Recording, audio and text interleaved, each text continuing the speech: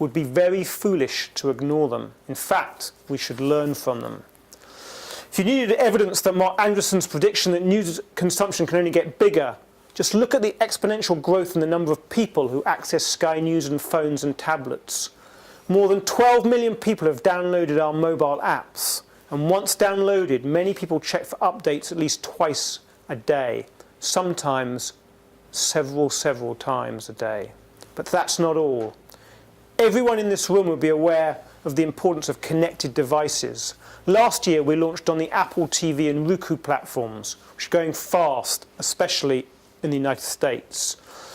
Now 500,000 or so people a month across the United States are watching impartial international news, both live and on video on demand, streamed from our offices, Sky's offices in West London. We have our own on-demand service providing a range of catch-up news. Choice is even broader. Regular bulletins, weekly press reviews, entertainment news programmes, and a vault of some of the biggest news stories of the past 25 years. On Demand provides the canvas that liberates the creativity of our specialist journalists and adds more breadth and depth at the same time to our service. Digital technology also enables Sky News to reach younger people, millennials, and produce more of the sort of news they prefer. That's why we're on Snapchat. For those of you who don't know, I'm sure it's very few in this audience, it's been about a year ago that Snapchat launched Discover with partners like Sky. Swipe left on the app and you will find around 19 channels, from traditional publishers like Sky to newer ones such as Mashable. But while we do have award-winning world-class journalists based all over the world, this is not TV. The key is there's no agenda. A video might come from the Oscar red carpet, a reporter in a war zone. Might just be a great idea from a producer in our newsroom who's only been there 6 weeks. It's very democratic. It's the storytelling we're interested in, because that's what our Snapchat users are looking out for. What's more, when it comes to our digital services, we have accurate real-time information about what stories our audiences are looking at and on which services.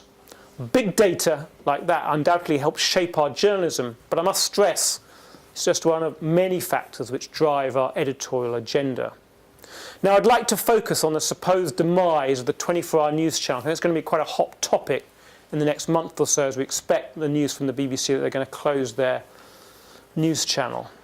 In the media world, the Jeremiah said the advent of radio was going to kill off newspapers, I guess, in the 1940s, 50s.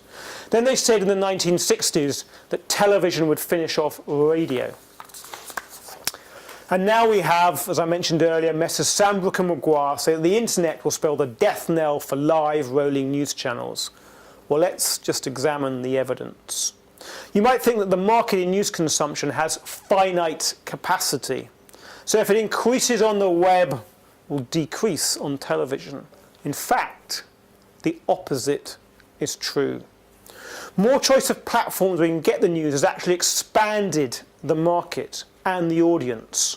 According to the Reuters Institute for the Study of Journalism, as people acquire more devices, they consume more news. 77% of people who get news from their mobile phone and 81% of those who get it from a tablet also watch it on television.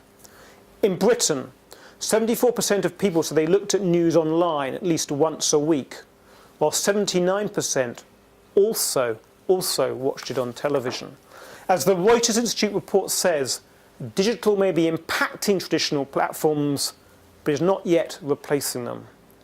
While user engagement on our digital outlets continues to grow, our TV audiences remain very buoyant indeed. That is because each platform has its own particular advantages for following the news, reflected in their patterns of use. Mobiles are good when you're on the move, computers at work, and tablets and TV are best for the evenings and weekends. But nothing really quite beats live video and something big is happening.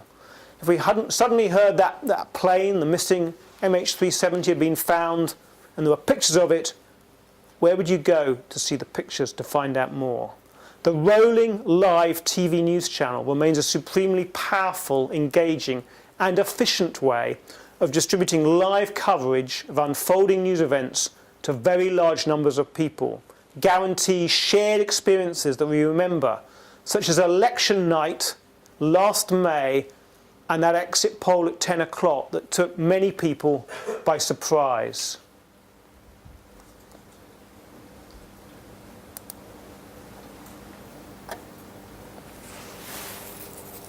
All across the UK on Decision Time tonight, Sky News is covering more than 250 constituencies. That's more than any other broadcaster. Millions have voted today, and in less than 60 seconds, the polls will close, and we will be able to bring you the result of the broadcaster's exit poll. It is 10 o'clock, the polls have closed, the general election is over, and our exit poll is predicting that the Conservatives are the largest party. We are putting David Cameron's Conservatives on 316. That is actually 10 seats up on what they had in 2010.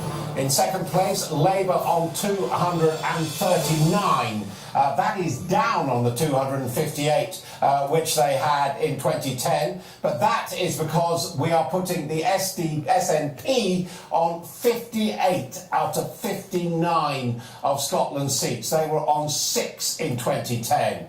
We are projecting a very poor night for the Liberal Democrats, down to 10 from 57 in the last Parliament, and we are projecting that UKIP will have 2 seats, its first ever seats at a general election. So to recap, the exit poll is projecting 316 seats for the Conservatives. Pretty accurate, that. Shared moments of big national and global significance that no other media, unlike television, can quite capture in the same way. However, this debate is not just about the best ways of reaching audiences. The technological revolution in news is forcing the entire industry to reassess every single one of its working practices. I'm regularly chairing meetings about change at Sky News. Recurring theme is in this transformation is the idea that other newsrooms have grasped, is that a non-stop video news service needs a production backbone. The Wall Street Journal's WSJ Live is a live programming stream which has much the look and feel of a rolling news channel. So does HuffPost Live. Both HuffPost Live and the WSJ Live are delivered via the internet only as live streams, but also as video on demand. They are effectively rolling news channels which aren't on what people traditionally call television. They generate vast amounts of video which online attracts premium advertising rates. They paid us the highest possible compliment by imitating us. Hence my unshakable belief that if Sky did not have a rolling news channel, we'd have to invent it. It's the heart of all our journalism on all our platforms. It is necessary, but as I've stressed, not sufficient on its own. It's merely a part of a non-stop news service, albeit a massive and vital part. Sky News live and on demand 24/7. To conclude, I'm going to do something which no sensible journalist should do. I'm going to tell you what I think will happen in the near future and also what I would like to happen. One of the laws of the digital world is Amara's law coined by a guy called Roy Amara, a Stanford computer expert based in Silicon Valley in San Francisco. Amara's law states that we tend to overestimate the effect of a technology in the short run and underestimate the effect in the long run. Is that really true? Will we all be getting our news from today's ultra-fashionable must-have devices, wearable tech like Google Glass, or Samsung's Galaxy Gear Watch phone, a computer on your wrist, or connected cars currently being developed by Ford, which don't just give you the news, but tell you if you're about to have a heart attack?